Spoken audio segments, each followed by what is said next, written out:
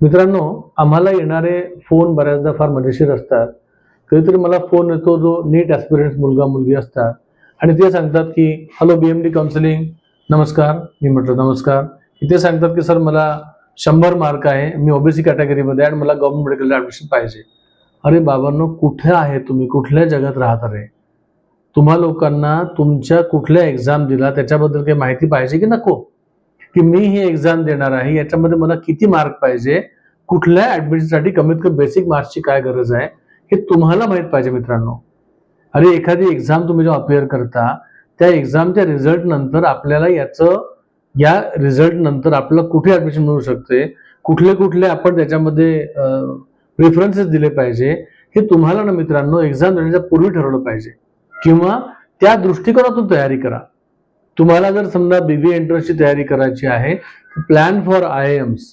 If you could not go to IIM in that case, you can plan for maybe the equivalent or the next colleges. पण असं नाही की आपण सुरुवातच local लेव्हलनी करायची. याच्याकरता तुमचे असेसमेंट मित्रांनो भयंकर आवश्यक आहेत.